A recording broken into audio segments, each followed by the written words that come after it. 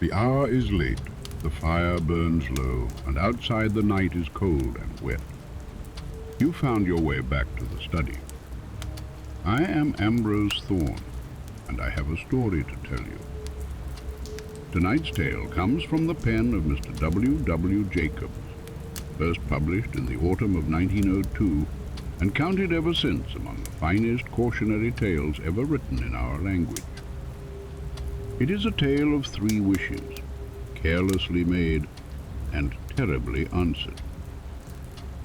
So pour yourself something warm, close your eyes if you wish, and listen now to The Monkey's Paw. Without, the night was cold and wet, but in the small parlour of Laburnum Villa the blinds were drawn and the fire burned brightly. Father and son were at chess. The former, who possessed ideas about the game involving radical changes, putting his king into such sharp and unnecessary perils that it even provoked comment from the white-haired old lady knitting placidly by the fire.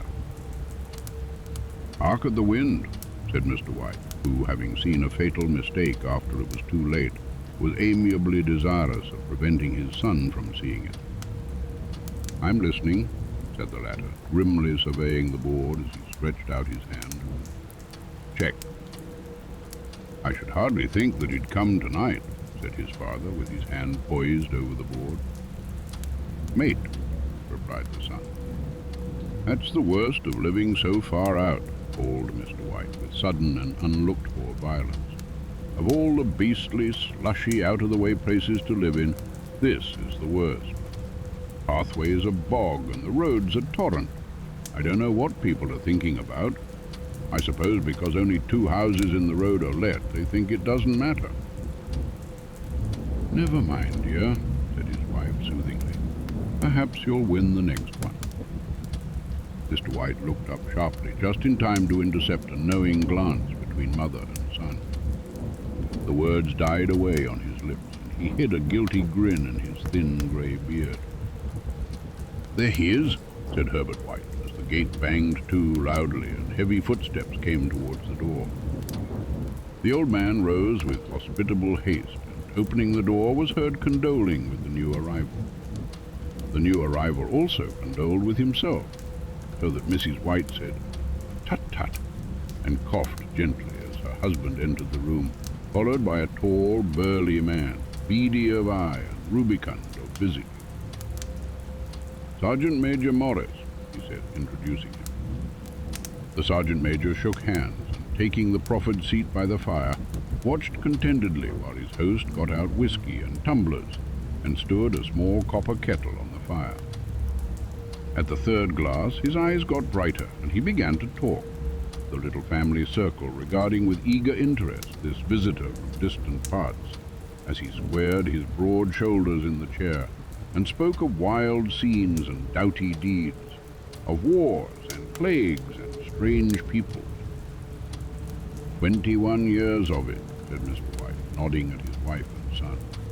"When he went away, he was a slip of a youth in the warehouse. Now look at him." "He don't look to have taken much harm," said Mrs. White politely. "I'd like to go to India myself," said the old man, "just to look round a bit, you know."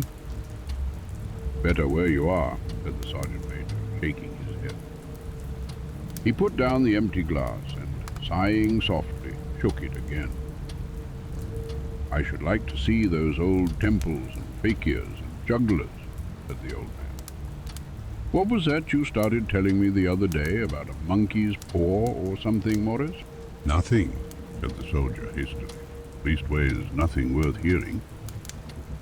"Monkey's paw?" said Mrs. White curiously. "Well, it's just a bit of what you might call magic, perhaps," said the sergeant major offhandedly. His 3 listeners leaned forward eagerly. The visitor absent-mindedly put his empty glass to his lips and then set it down again. His host filled it for him. "To look at," said the sergeant major, fumbling in his pocket, "it's just an ordinary little paw, dried to a mummy." He took something out of his pocket and proffered it. Mrs. White drew back with a grimace. But her son, taking it, examined it curiously. "And what is there special about it?" inquired Mr. White as he took it from his son, and having examined it, placed it upon the table. "It had a spell put on it by an old fakir," said the sergeant major, "a very holy man. He wanted to show that fate ruled people's lives, and that those who interfered with it did so to their sorrow. He put a spell on it so that 3 separate men could each have 3 wishes from it. His manner was so impressive that his hearers were conscious that their light laughter jarred somewhat. "Well, why don't you have 3, sir?" said Herbert White cleverly. The soldier regarded him in the way that middle age is wont to regard presumptuous youth. "I have," he said, and his blotchy face whitened. "And did you really have the 3 wishes granted?" asked Mrs. White. "I did," said the sergeant major, and his glass tapped against his strong teeth. "And has anybody else wished?" persisted the old lady. "The first man had his 3 wishes." "Yes," was the reply. "I don't know what the first 2 were, but the third was for death. That's how I got the paw." His tones were so grave that a hush fell upon the group. "If you've had your 3 wishes, it's no good to you now then, Morris," said the old man at last. "What do you keep it for?" The soldier shook his head. "Fancy, I suppose," he said slowly. "I did have some idea of selling it, but I don't think I will. It has caused enough mischief already. Besides, people won't buy. They think it's a fairy tale, some of them.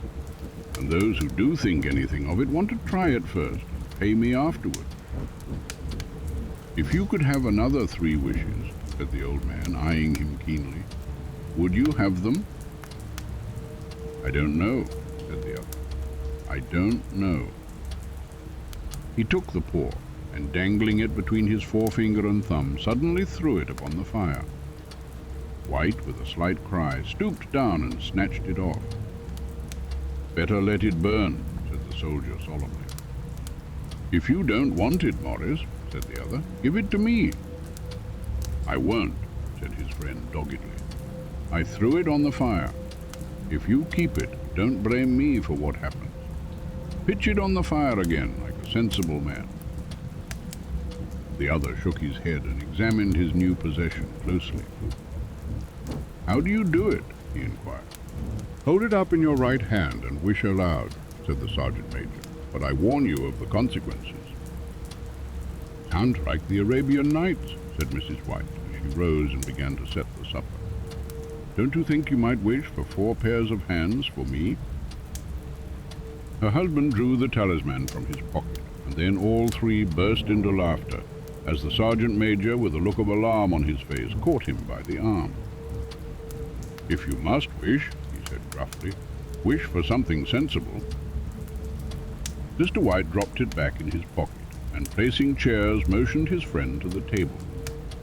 In the business of supper, the talisman was partly forgotten, and afterward the 3 sat listening in an enthralled fashion to a second installment of the soldier's adventures in India. "If the tale about the monkey's paw is not more truthful than those he has been telling us," said Herbert, as the door closed behind their guest, just in time for him to catch the last train, "we shan't make much out of it." "Did you give him anything for it, father?" inquired Mrs. White, regarding her husband closely. "A trifle," said he, colouring slightly. "He didn't want it, but I made him take it, and he pressed me again to throw it away." "Likely," said Herbert with pretended horror. "Why, we're going to be rich and famous and happy.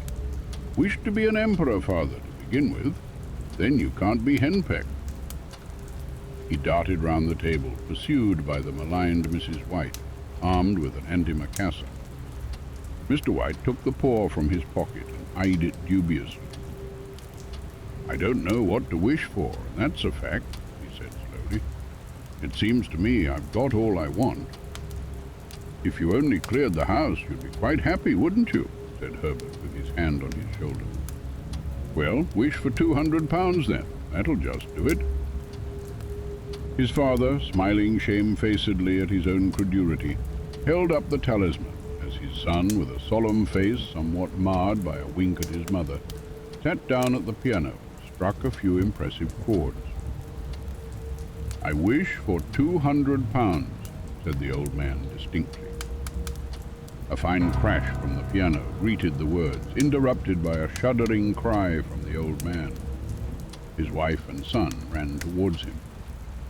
"It moved!" he cried, with a glance of disgust at the object as it lay on the floor. "As I wished, it twisted in my hand like a snake." "Well, I don't see the money," said his son as he picked it up and placed it on the table, "and I bet I never shall." "It must have been your fancy, father," said his wife, regarding him anxiously. He shook his head.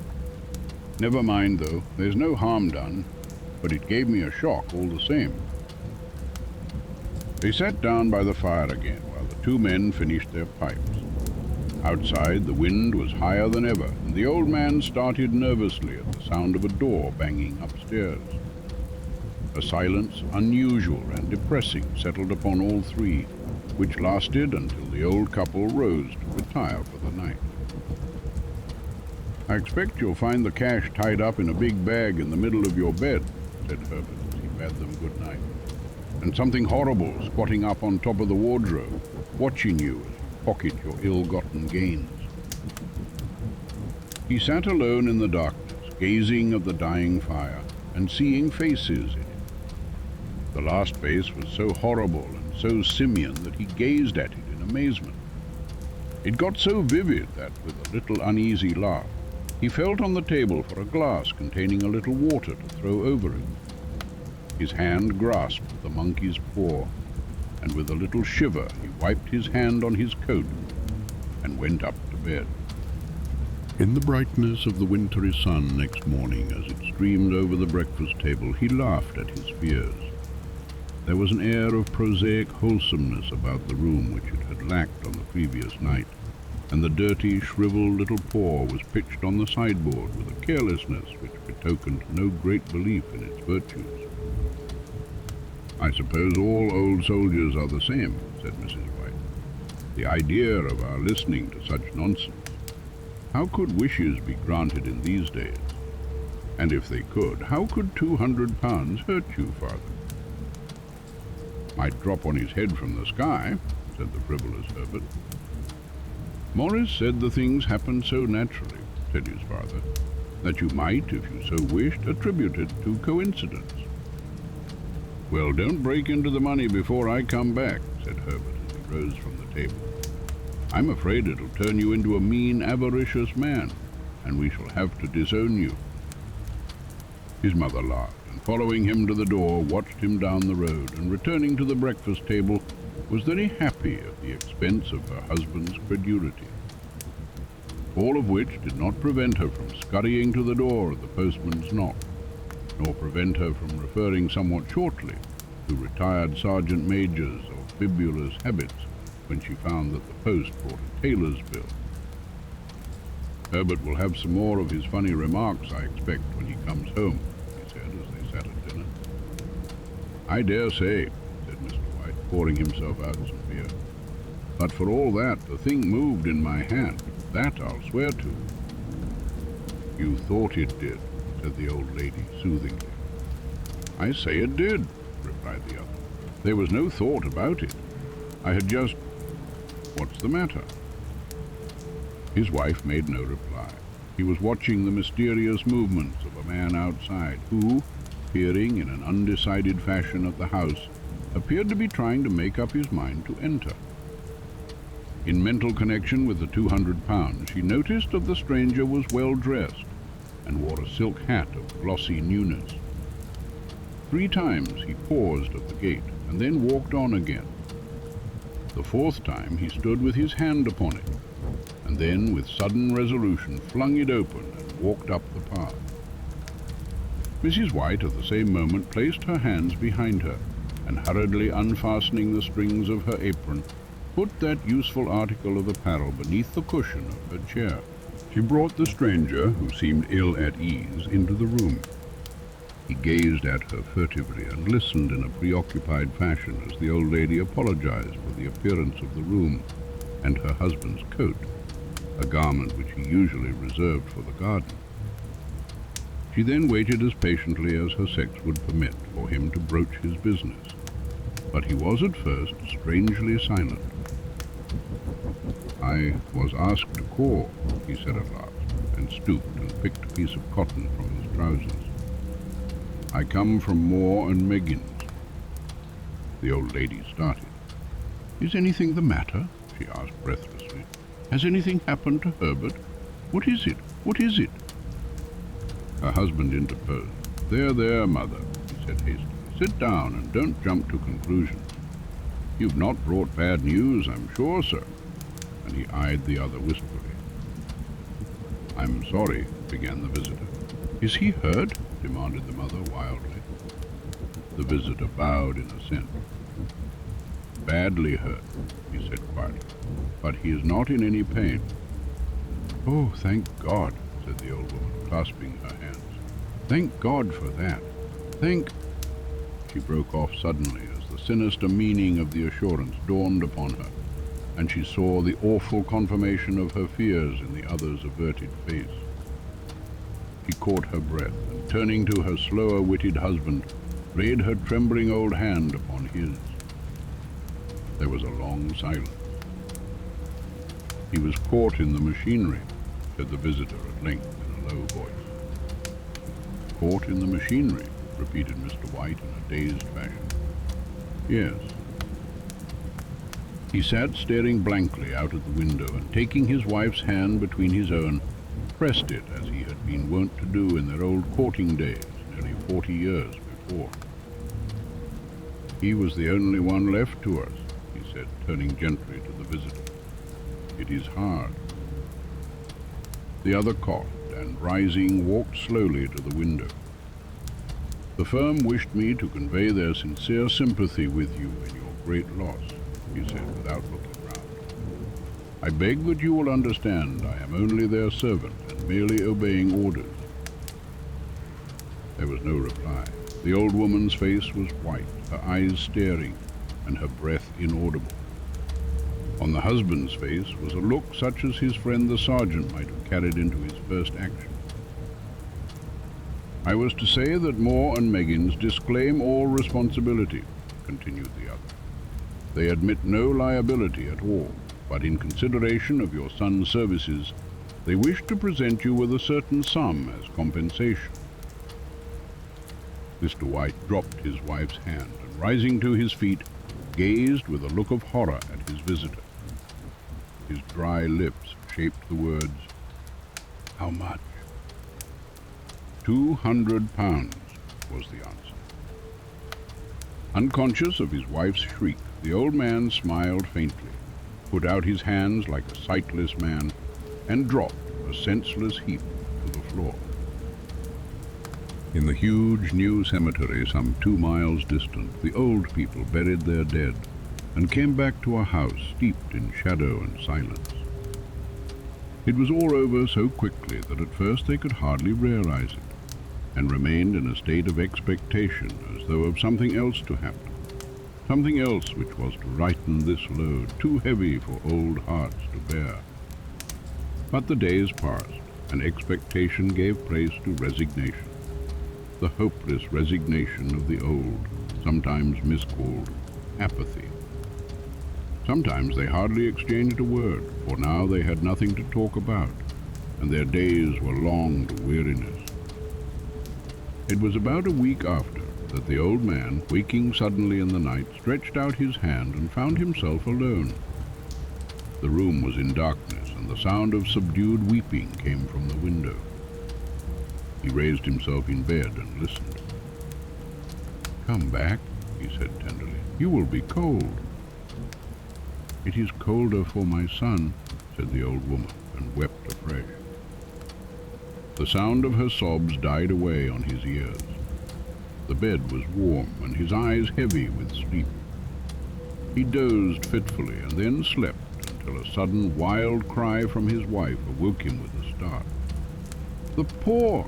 she cried wildly. The monkey's paw! He started up in alarm. Where is it? What's the matter? He came stumbling across the room toward him. I want it, she said quietly.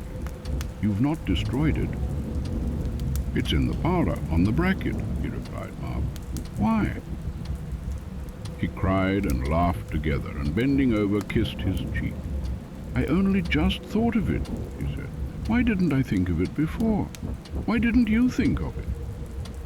Think of what? He questioned. The other 2 wishes, she replied rapidly. We've only had one. Was not that enough? He demanded fiercely. No, she cried triumphantly. We'll have one more. Go down and get it quickly, and wish our boy alive again. The man sat up in bed and flung the bedclothes from his quaking limbs. Good God, you are mad, he cried.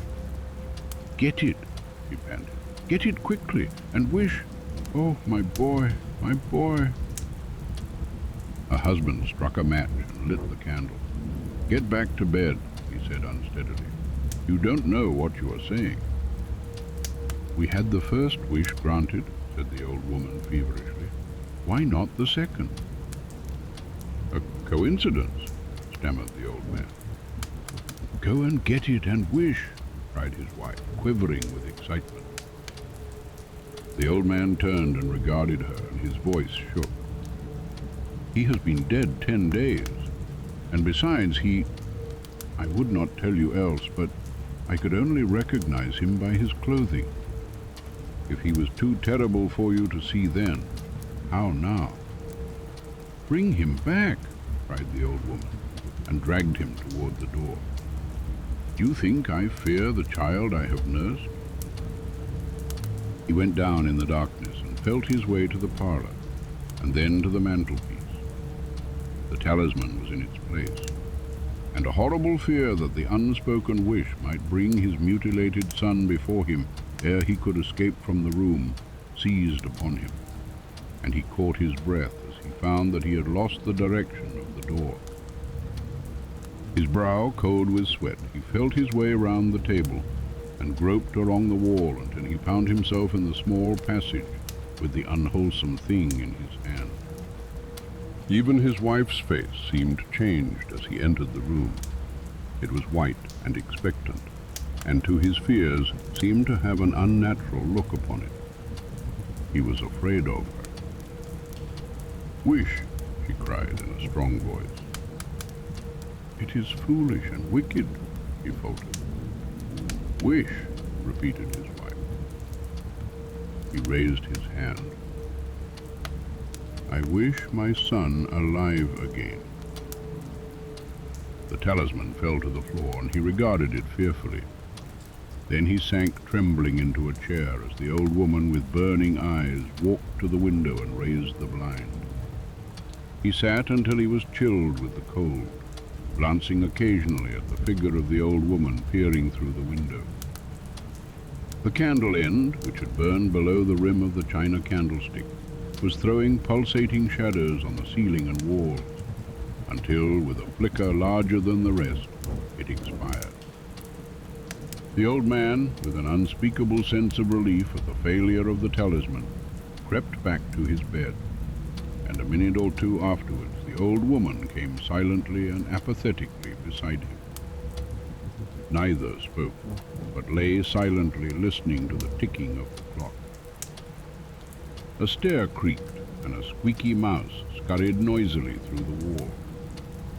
The darkness was oppressive, and after lying for some time screwing up his courage, he took the box of matches and, striking one, went downstairs for a candle.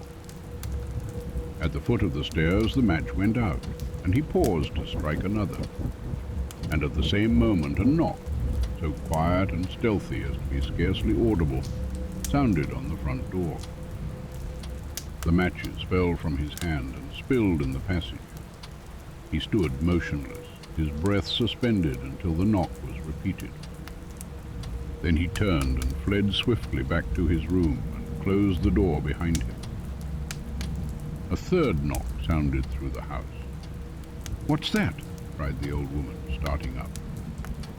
"A rat," said the old man in shaking tones. "A rat. It passed me on the stairs." His wife sat up in bed, listening. A loud knock resounded through the house.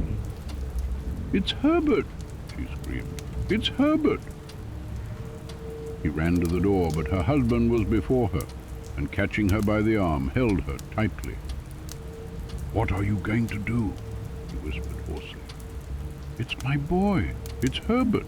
she cried, struggling mechanically. "I forgot it was 2 miles away.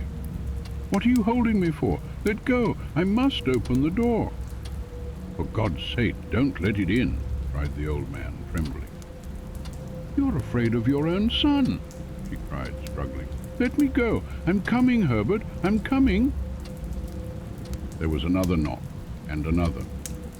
The old woman, with a sudden wrench, broke free and ran from the room. Her husband followed to the landing and called after her appealingly as she hurried downstairs. He heard the chain rattle back and the bottom bolt drawn slowly and stiffly from the socket. Then the old woman's voice, strained and panting. "The bolt!" she cried loudly. "Come down, I can't reach it." But her husband was on his hands and knees, groping wildly on the floor in search of the paw. If he could only find it before the thing outside got in. A perfect fusillade of knots reverberated through the house, and he heard the scraping of a chair as his wife put it down in the passage against the door. He heard the creaking of the bolt as it came slowly back, and at the same moment he found the monkey's paw, and frantically breathed his third and last wish. The knocking ceased suddenly, although the echoes of it were still in the house. He heard the chair drawn back and the door opened. A cold wind rushed up the staircase, and a long, loud wail of disappointment and misery from his wife gave him courage to run down to her side, and then to the gate beyond.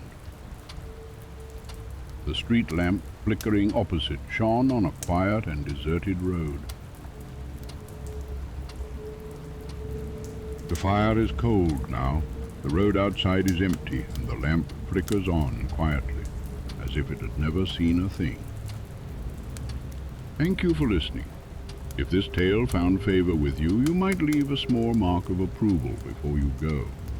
A quiet gesture, but one that helps the lamp burn a little brighter, and brings more wanderers to this study on nights such as this. And should you wish for the lamp to find you again when the next tale is ready, you may follow this little library by the usual means. Next Sunday, by this same lamplight, I shall have for you a tale of an empty house, and the young scholar who chose to spend the night within it. Mr. Bram Stoker's The Judge's House. Until then, sleep well, or do not sleep at all. Good night, listener.